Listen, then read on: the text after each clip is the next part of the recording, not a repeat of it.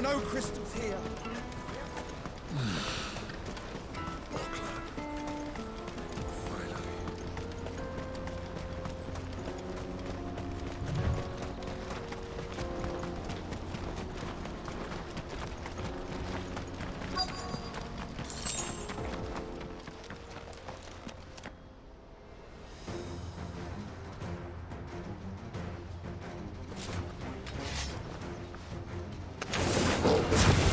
The one who's been sticking his nose in our business.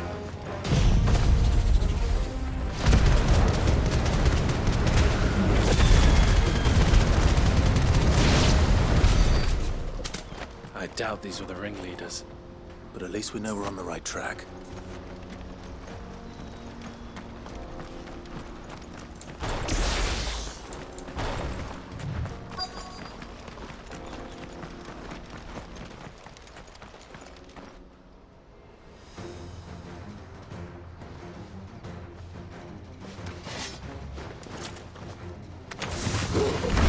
We got company! That's the lot.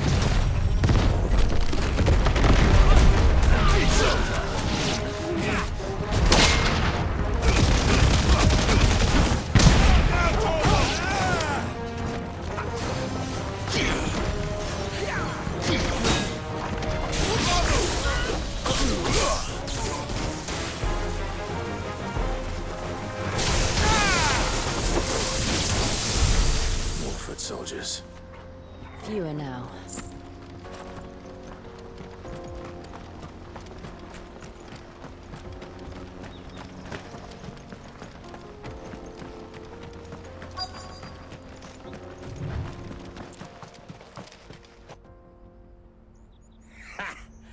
Not a bad haul today, eh? Aye. Some of our new recruits are natural-born ne'er-do-wells. Especially the little ones. And Hans has got nimble fingers, all right. It'll be a shame when they chop them off. But till then, let's make the most of it. Scum. The leaders of the cast stones, I take it. They don't deserve any mercy, Clive. I wasn't planning on showing them any. We're ready when you are, Theodore. Oh, I'm ready.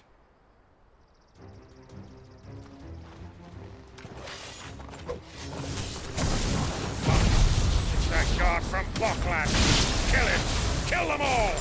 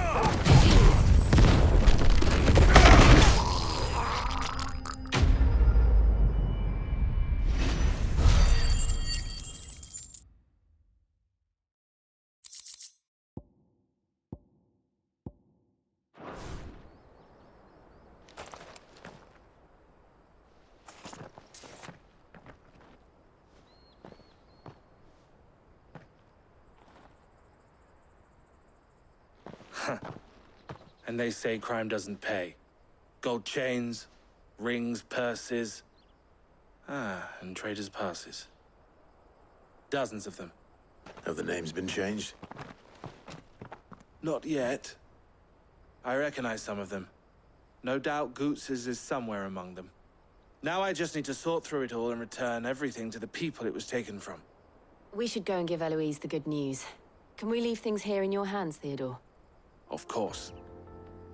Oh, and, Be sure to tell her of the part I played, won't you? We'll be glad to.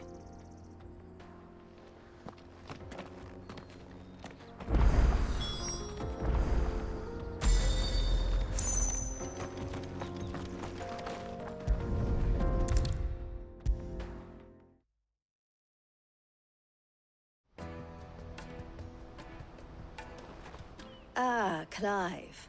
How goes the hunt? My brother isn't getting in your way, I trust? Quite the opposite.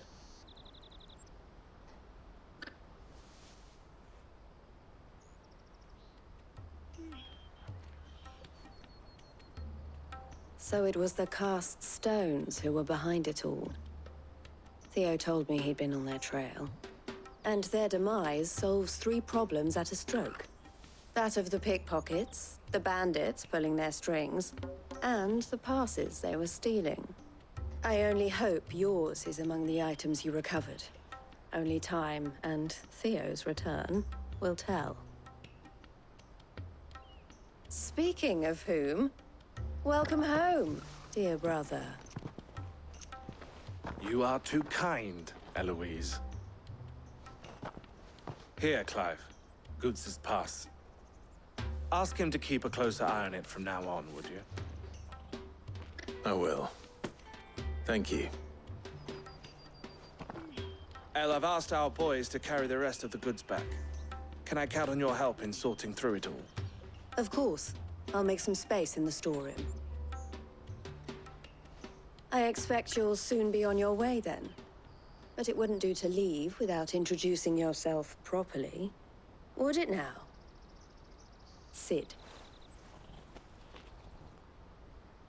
Don't look so shocked. We're on the same side. I don't understand. As you now know all too well, we at the Crimson Caravans are always happy to help those in need. For a small fee, we will move anything that needs moving. Be that goods to market, or bearers away from it. I was the first my sister helped escape. If it wasn't for her, I'd have been branded as a boy. I had no idea. It just so happens that we are seeking to expand our operation. And who better to join forces with than the leader in the field? Wouldn't you agree, Theo? I would. It seems our purpose is the same in more ways than one. So what would you say to working together again? It would be our pleasure. And our honor. The honor is ours. Here, Clive. This is for you.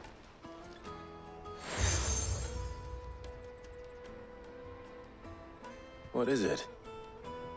El has friends in high places, while I have associates in, lower ones. That mark is proof that you're a friend to us both.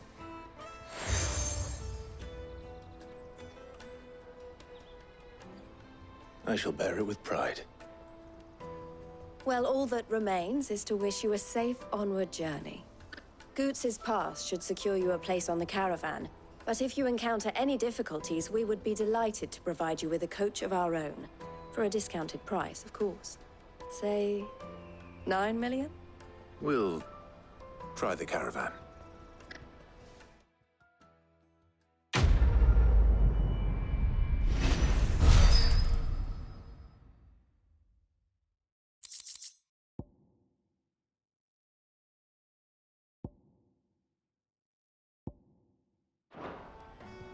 Right then.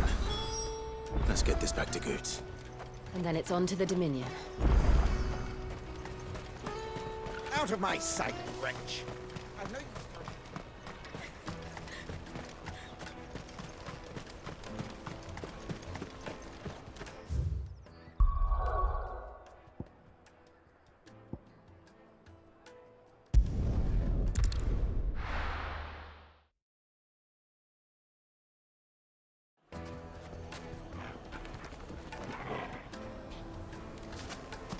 People take notice of wealthy men. Shouldn't be too hard to track down Karen's collector. Gone. The whole mother crystal gone. What are we gonna do? Calm yourself. We don't know for sure. It could have just been a trap.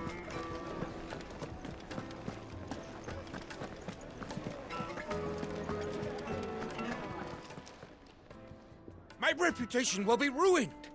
Ruined! Calm yourself, Lord Ignac, I beg of you, before you do yourself a mischief.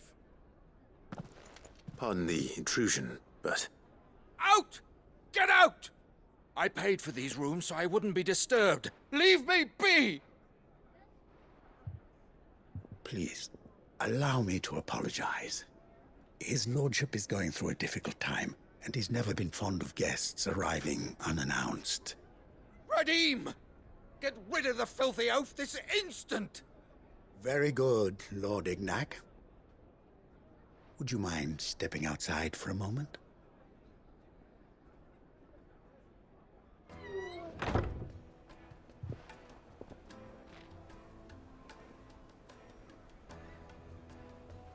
I'm sorry if I've caused you any trouble. That? Oh, no. That's just how his lordship is. Though the morning's events have left him somewhat fractious. He has been dispossessed of his luggage, you see. The thieves also made away with a considerable amount of coin. Coin the innkeeper will soon be keen to collect. I don't suppose a certain blade was among the stolen items. A single-edged sword. It was purchased from a merchant friend of mine. Ah, you know Lady Karen. Yes, I'm afraid it was. Then I'll retrieve Lord Ignac's luggage. But I have one condition. You have but to state it. You are welcome to anything that is within my power to grant.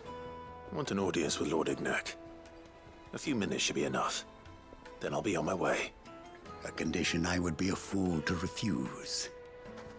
Of course, you shall have your audience. I don't suppose you saw where the thieves went. I did not, no. Though some discreet inquiries made on his lordship's behalf mean that I know where you might find them. The bandit's bed. Every ill-gotten coin in Dalamal is said to pass through that disreputable corner of the Valcroy. And that's where I'm heading. I shall speak to Lord Ignac in your absence, and arrange for an audience upon your triumphant return. That will be very kind of you. Farewell, and best of luck.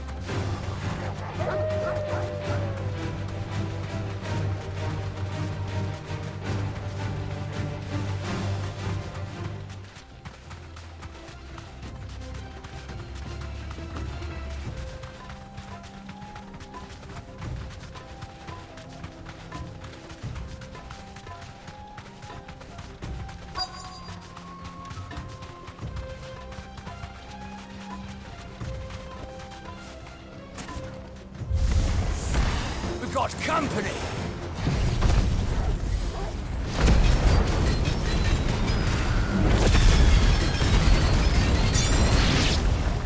Come on, lads, let's tear the bastard's head off!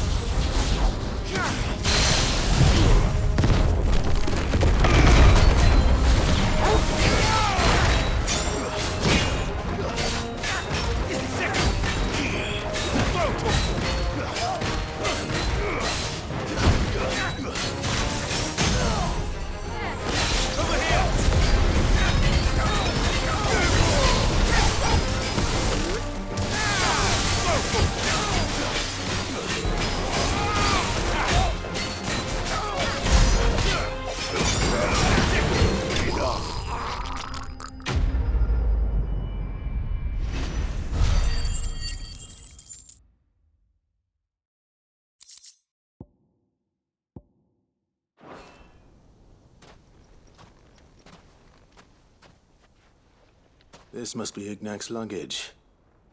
Nothing seems to be damaged. All right. Let's get it back to Delamil.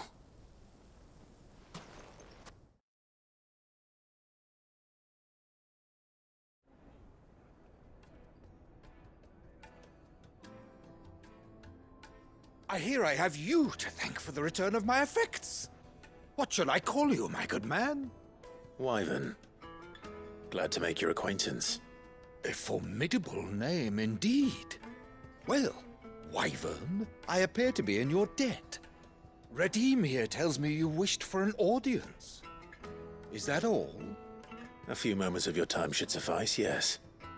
You're a peculiar fellow, Wyvern. All right, speak. Master Wyvern was wondering if you could tell him about a certain single-edged sword you recently acquired. Oh, a true work of art, that one. Karen drove me hard on the price, but I would have sold her Radim here to get my hands on that sword. It was made in the Outer Isles, far beyond the Twins, and is used exclusively by the practitioners of a unique school of swordsmanship. They believe no combat should ever exceed a single strike, and hone their blades to such perfection that none ever does. Each sword is made for that one perfect stroke, and for that stroke only.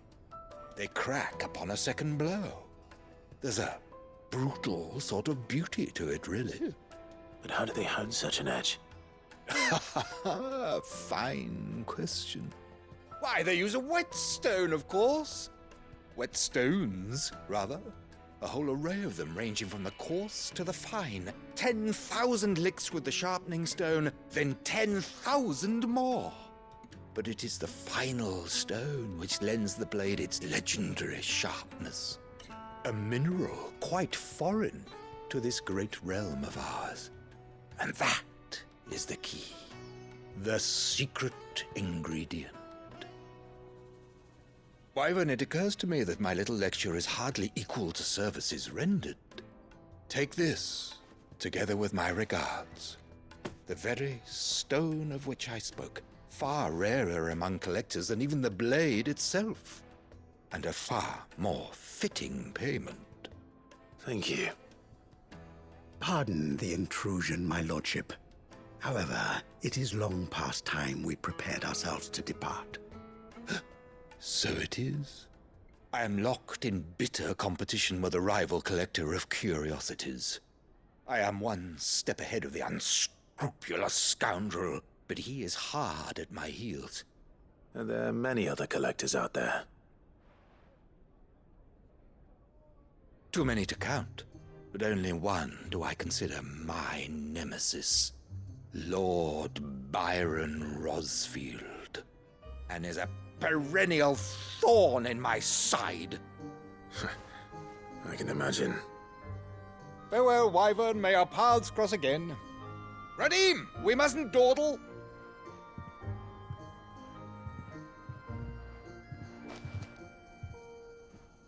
I think his lordship is rather taken with you, Master Wyvern.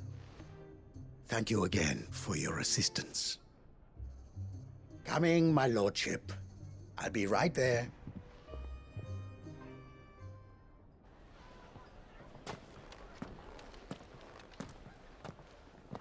Trust Uncle Byron to find such an interesting rival. Now, let's see what Blackthorn makes of this whetstone, shall we?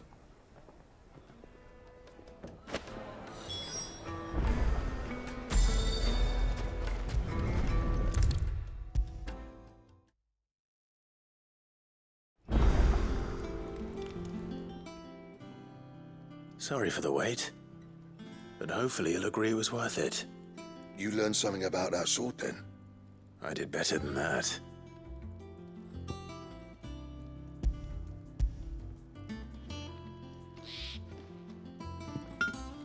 A whetstone? Yes, but not one you'll find anywhere in Valisthea.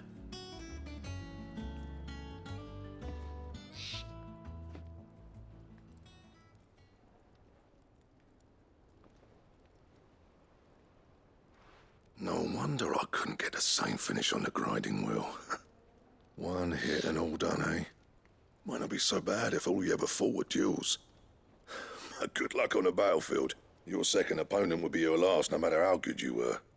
Even so, is there some way it could be used to give the curse breakers an edge? I think so, yeah. With this whetstone and the right kind of steel, I could probably even make a twin of the blade that rattled me. But there'd be no replacing this little rock once I worn it down to a sliver. I reckon we get a dozen swords from it, if that. Swords that the curse breakers wouldn't know how to wield properly, and that would see them through a single fire piece. Nah, no point trying to copy that thing. Be about as much use as a wax anvil. But finishing our blades with a whetstone this fine, now that's something to consider.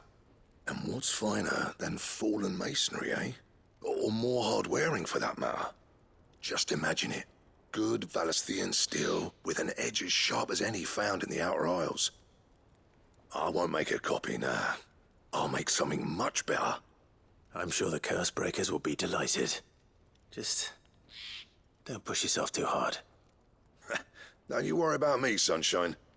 I've been working day and night since I was half your age, and I'll still be here when you're long gone. Hey, thanks, Clive. I mean it. I owe you one, August too. It's good to know someone's looking out for me. He'll be happy to hear you said that. And I'll see that my debt to you's paid. First new blade I make's got your name on it. You come and find me when you've got the materials. All right. I will.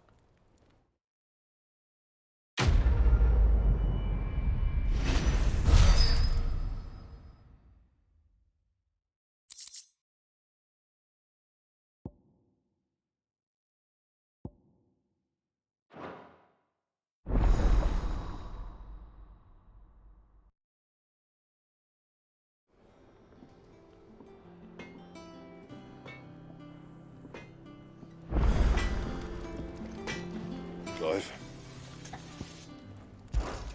What's saying for you, dear? It'd last you a good while.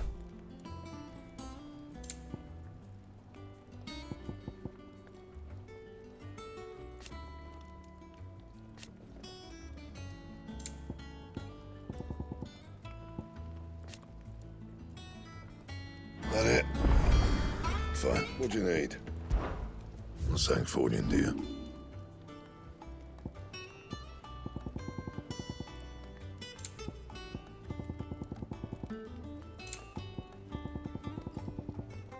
Anything else?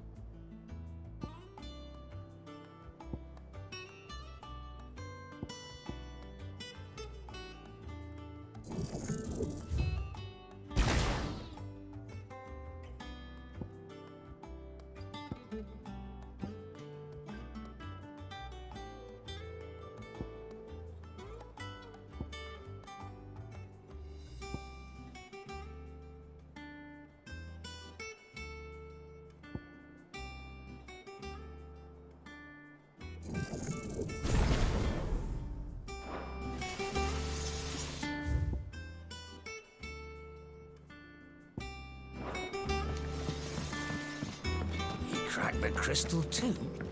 joking.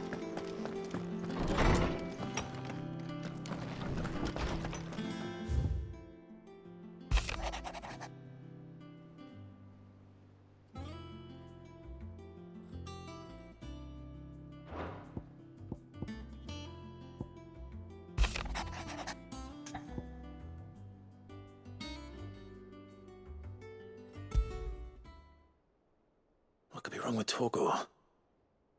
He seemed well enough when I last saw him.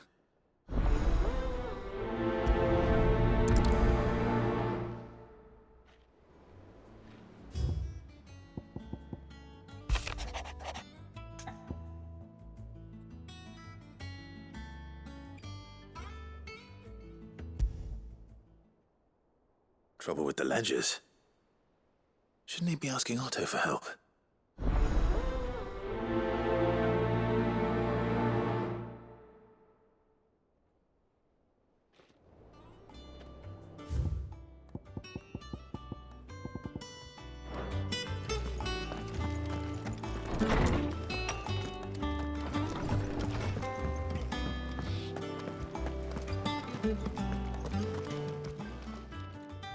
I got your note. You think something's wrong with Торгала? So you can read. Congratulations. But I didn't say I were wrong with him. I said something weren't right. He's not been eating me treats. He used to love cracking the bones from Molly's boiled brown, but now he won't so much as look at them. Didn't like him. Which is why I'm of a mind that his mind's on something else. You've not been working him too hard, have you? No harder than usual. Is that it, boy? Do you need a rest? What was it you said he was? A frost wolf? That's what the lawsman seems to think. Then maybe this all has something to do with whatever it is that's woken inside him. I suppose things have been different since Rosalith. Perhaps Hippocrates knows something. Instead of everything, you mean? Perhaps.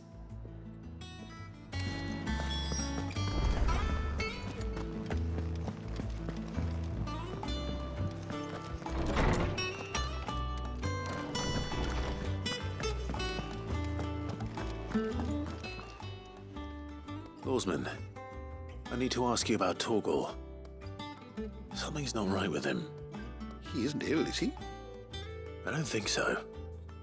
But according to Lady Karen, he seems to have lost his appetite, which is certainly a new development.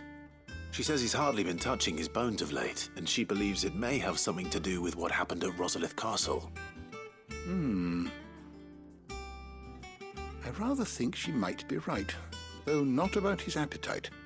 All canids are instinctively inclined to crack open bones for the rich marrow that resides within, and I see no reason why a frost wolf should be any different. Accordingly, I suspect it is not a lack of appetite that afflicts Торгала, but a surfeit of it. If we assume that his newfound magics require additional nourishment to sustain, it may well be that the bones Lady Karen is accustomed to providing are no longer sufficient. Frost wolves, after all, habitually prey upon far larger animals, whose bones may yield altogether different nutrients.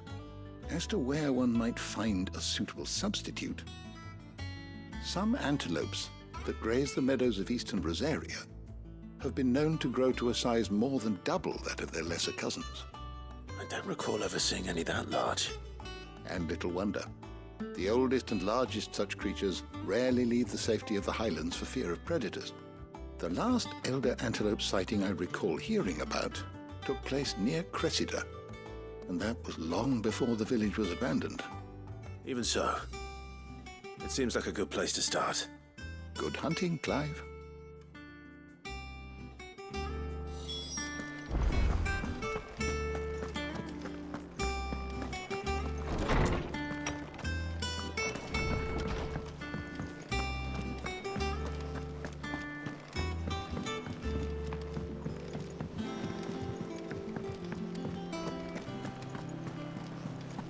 Is that the thing Tomes helped to build? Mid told me she was building a ship.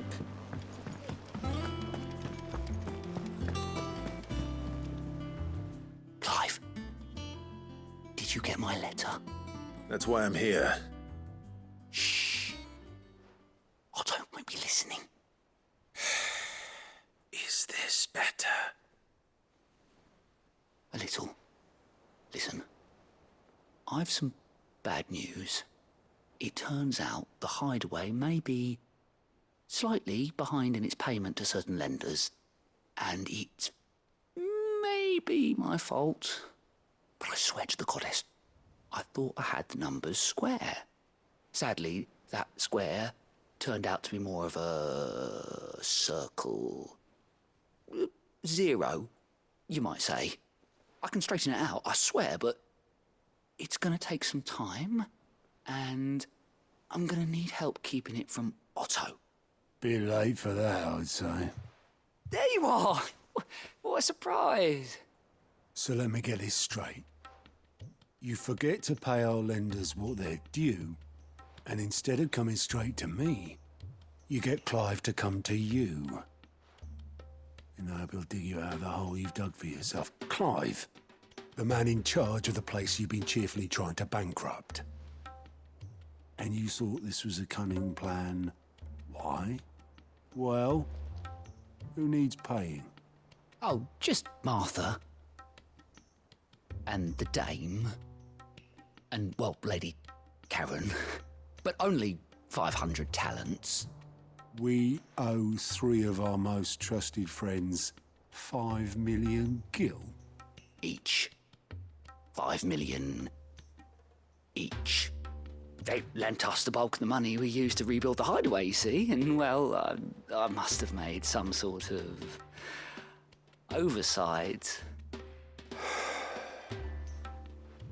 Those ledgers were my responsibility, and it was my decision to entrust them to you.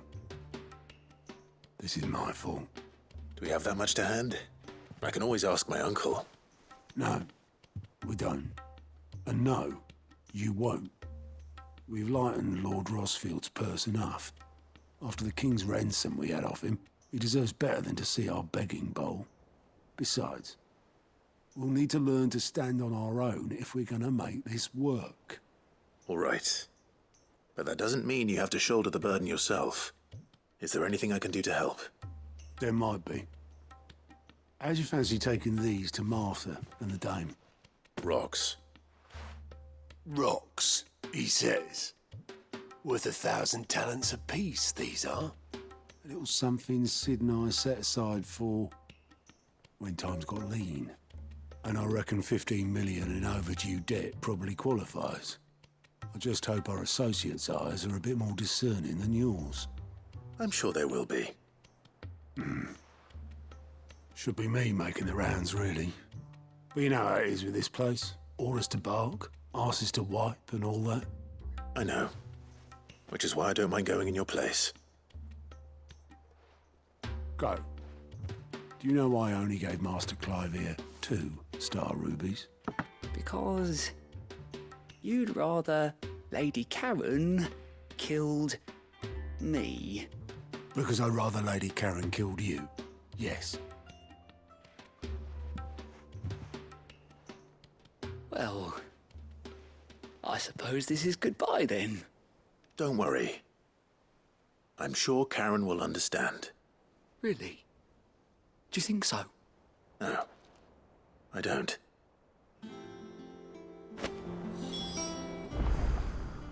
Clive! I'm sorry to drag you into this, Master Clive. It's just I couldn't think who else to ask, and you're always so willing to help everyone. Here you go.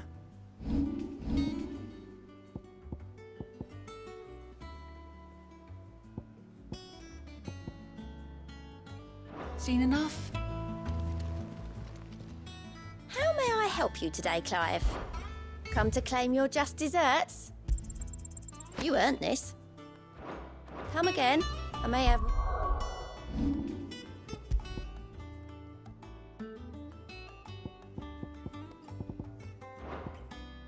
More for ya.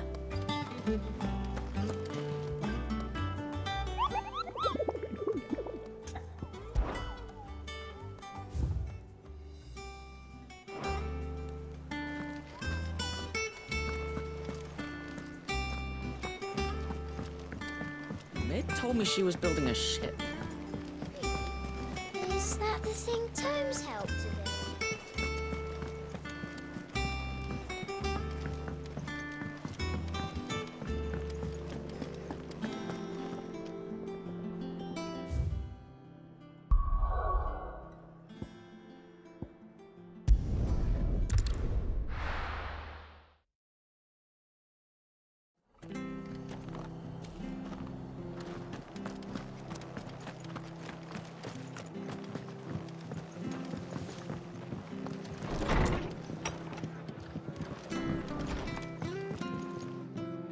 Clive, we weren't expecting you. I wasn't expecting to be here, but it seems we still owe you a considerable amount of coin for your help with our rebuilding efforts. And though I doubt it's what you were expecting, we were hoping you'd take this as payment.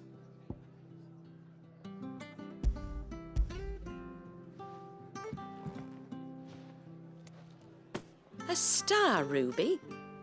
I can't accept this. It's worth at least twice what you owe me. More if you can find yourself the right buyer. Think of the difference as interest. Interest? If word got out I charged that much, no one would ever borrow from me again. Anyway, why are you the one here asking me about this? I'd have expected Otto. Bit much sending the Lord Marquis out to settle your debts, isn't it? The old goat working himself to death again. Something like that. Most days I think he's the only reason the hideaway's still standing. Same as always, eh? Back when the place was nothing but a twinkle in the eye of a recently retired Lord Commander, word is he was the first one Sid reached out to. Probably knew that without his strong arm and level head, the idea would never get off the ground. Sid may have been the face of the hideaway, but Otto's always been the backbone. And when Sid passed away, we were all worried that would be the end of it. That Otto would just give up. His death was hard on everyone. But it must have hit Otto hardest of all. But he didn't give up, did he? Quite the opposite, in fact. If I recall, he was the one who nominated you as Sid's replacement, and rallied the rest around you. I reckon what he saw in Sid, he saw in you too. And don't we all? Doesn't hurt that you're half as stubborn and twice as handsome, neither. That, and you keep good company. I suppose I do.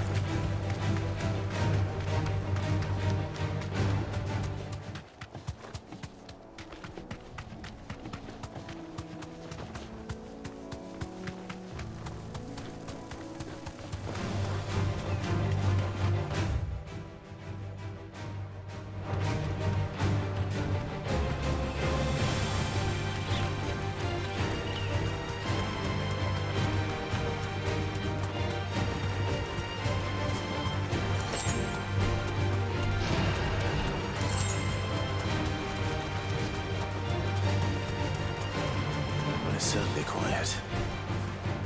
If I were a giant antelope, it would seem like just the place.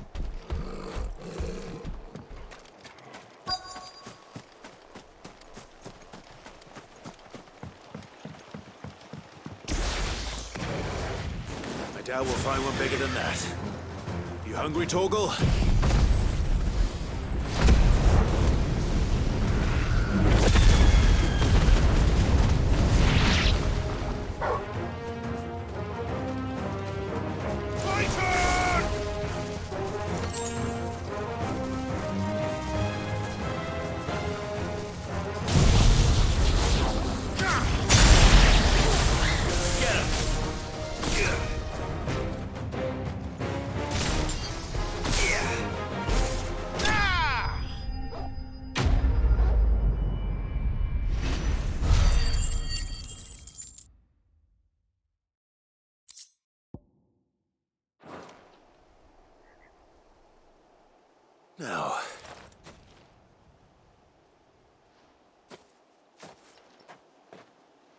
Will it be enough, I wonder?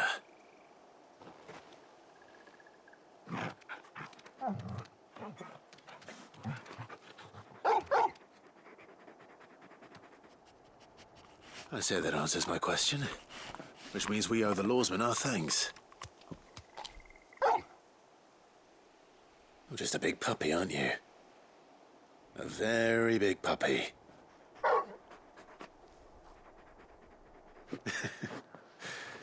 You do know you can take that with you, Torgal. Lady Karen will be relieved to hear you've got your appetite back.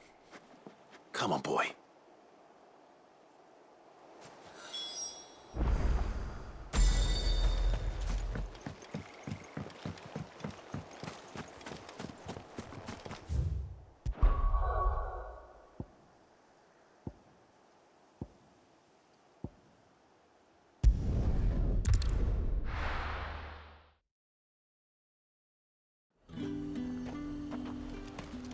There's talk that the Glassgate flood has...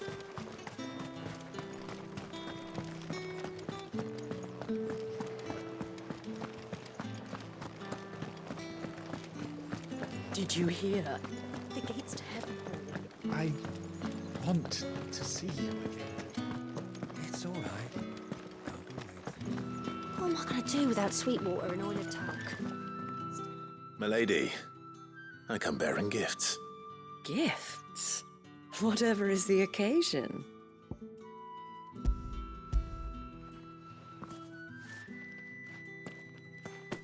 Oh my.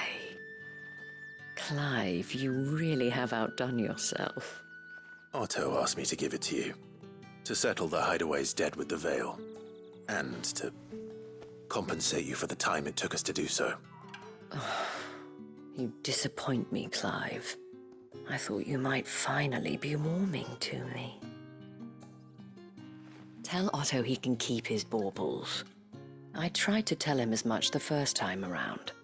The man owes me nothing, nor does the hideaway. My contribution to the restoration effort was made freely and willingly. It was the least I could do. You once told me Sid did you a kindness. I'd like to do the same. Please, accept it. For my sake. And for Otto's. For all of us. For all you've done. It is rather fetching, isn't it? Very well. Otto is lucky to have you, Clive. I doubt anything could ever replace his son. But you and the others at the hideaway are the closest thing he has to family. Otto had a son. Long ago, yes.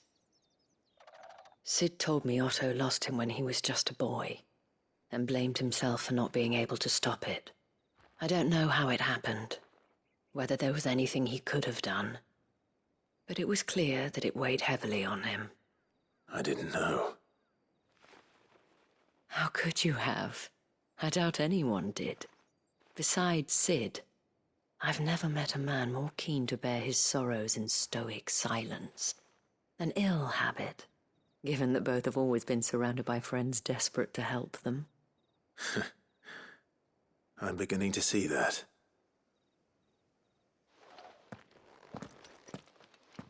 Go will want to know the stones were delivered. If he's still with us.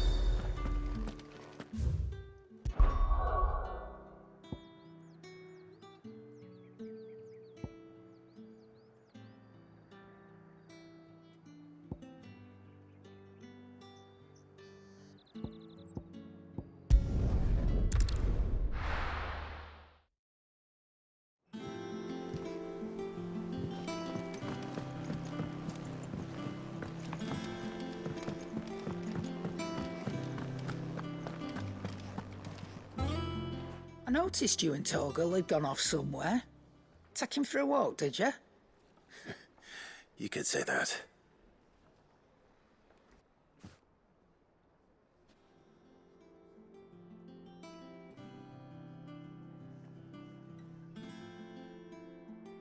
So, Molly's leftovers weren't good enough, eh? That'll teach me for treating you like you're still a pup. All right, no need to shout. Now we know what you're after, I can see about getting some in. Speaking of which, I brought one for later. Can I leave it with you?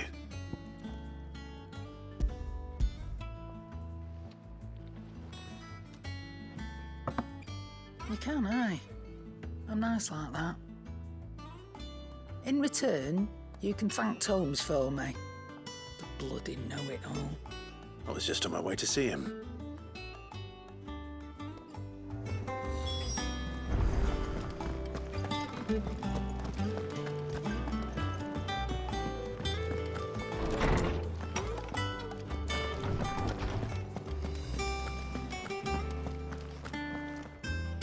Ah, Clive. Were you able to locate your quarry? We were indeed, Lawsman. You pointed us in exactly the right direction. And Torgal's been a very happy hound ever since. Very good, very good. Lady Karen sends her thanks, by the way, for your part in solving the mystery. Ah. But that reminds me. After your last visit, I found myself pondering Torgal's talents. Do you recall our conversation concerning Lady Jill's role in Torgal's transformation? About how she somehow woke the power within him. Precisely that. A reasonable conclusion, I thought, but one which raised certain questions in my mind. You see, the Fenrir of legend served Shiva and Shiva alone, and while the powers attributed to him are certainly impressive, the records imply they are somewhat different in nature to those you described Torgal as having used. What are you suggesting? That Torgal may be the beneficiary of more than one icon's power. Consider that in addition to Lady Jill, he has served as a loyal companion to you, your brother, and even the late Cid. In short, the icons hitherto near at hand, or should I say at paw, have been diverse and plenty, and that number has only grown as the realm's dominance have fallen to your sword. One can but speculate as to how all of this has affected Torgal. He has seemed more fierce of late. And if I am not mistaken, he will grow fiercer still. We are fortunate indeed to be able to count him amongst our allies and not our adversaries. Oh, he's more than an ally. He's a friend.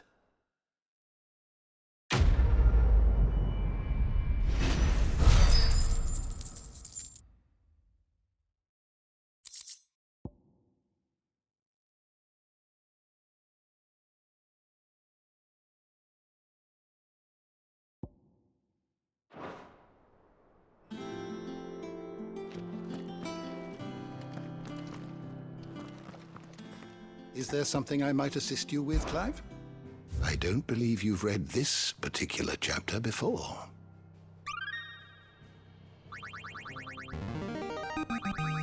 Now this, I believe you will find most interesting. If you have a question for me, I should be happy to answer it.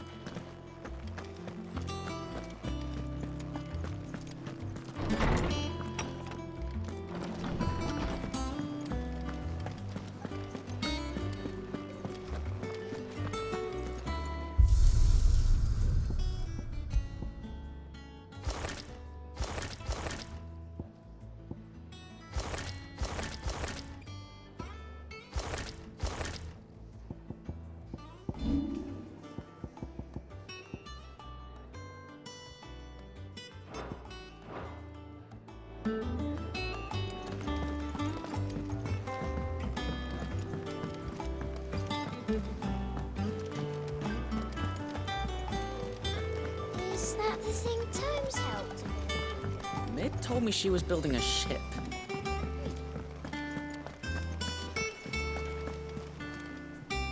Goat. Still alive, I see. So Lady Karen accepted the ruby. Ah, about that. I tried my best, but she was just too stubborn to take it. She threw it right back in my face, in fact, and told me I could stick my stupid stone where the sun don't shine. Karen refused payment. I hope it wasn't something I said. I'm sure you were as tactful as ever. Let me see what I can do. Oh, wonderful. I hope you have better luck than I did.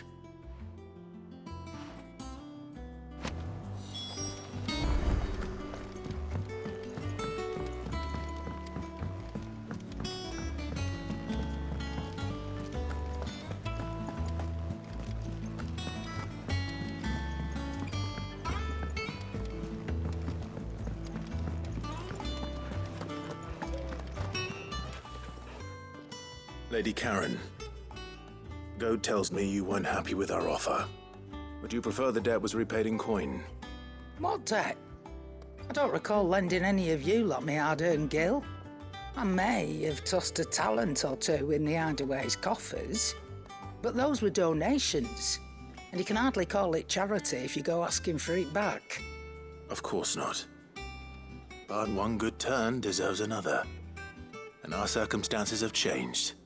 Surely you wouldn't shun the gratitude of a pauper who happened to have become a prince. Oh, so you're a prince now, are you? Fine. But I'm selling it and taking what I'm owed, then you're getting the rest whether you like it or not.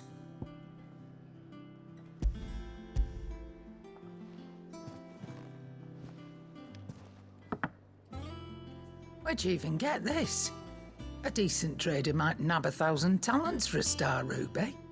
A canny one, meanwhile, might claim it were nicked from the belt of Sid the Outlaw himself and ask twice as much.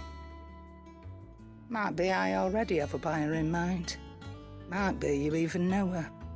A fine continental maid whose beauty's only eclipsed by a guile in commerce. You wouldn't mind, would you? Not at all. Just be sure to tell her that it's always a pleasure doing business.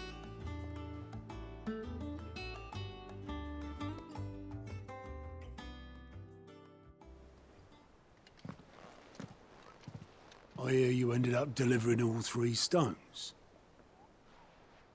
Thanks to this lump. I sometimes wonder what I pay you for.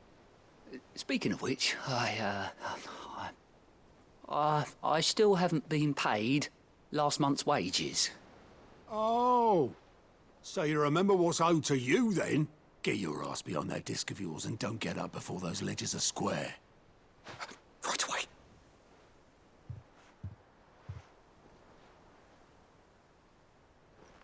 I've seen that before. You have, yeah. Plenty of times. It was the only goblet Sid ever used. Either out of habit, or because the filthy sod couldn't be bothered to find a clean one.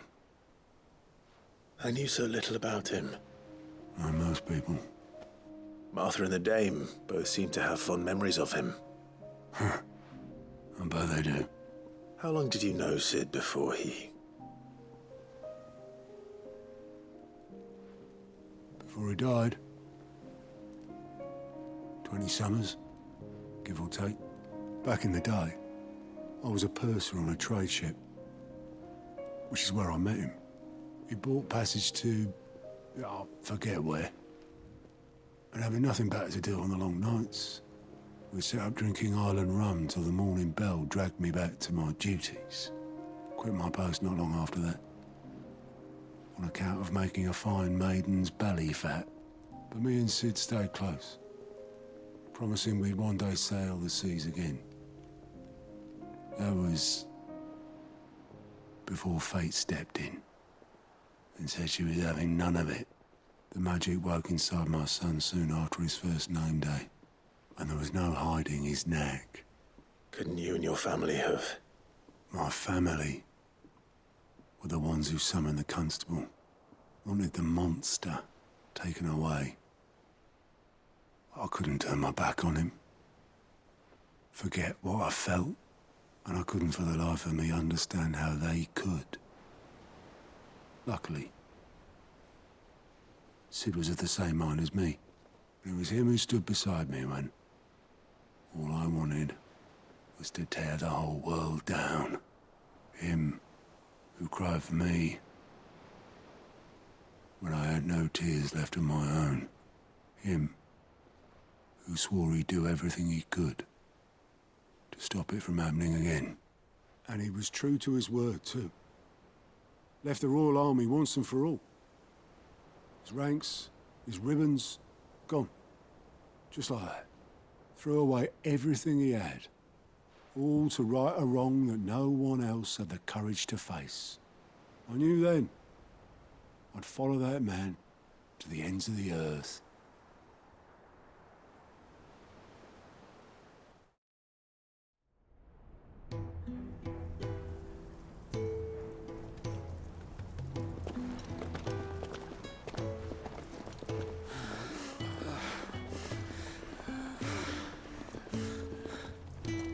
He was always too clever for his own good, was Sid.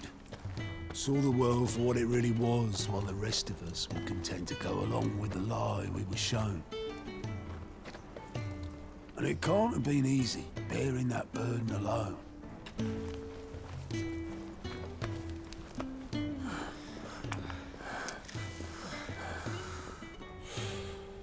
But he didn't let it stop him. He never lost faith in what he believed was right. And that gave us faith in him. Faith he'd steer us true. So I swore to myself that I'd always be right behind him, ready to catch the stubborn sod, if ever he should fall.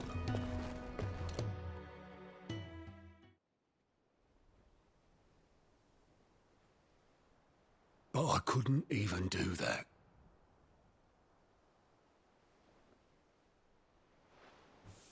Ignore me. Just the ramblings of a tired old man.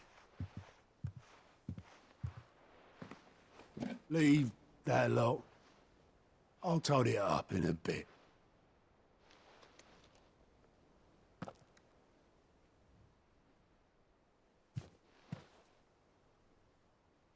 This is Sid's handwriting.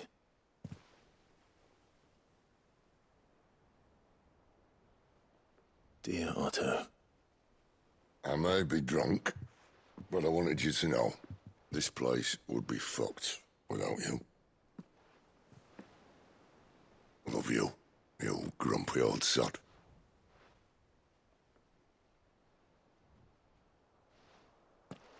This note. Hmm? What about it? Sid was right. Without you, we'd all be lost.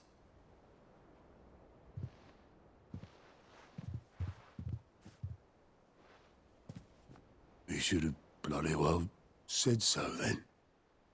Just once. Before he went. But then, why would he? Him, or anyone? I'd only have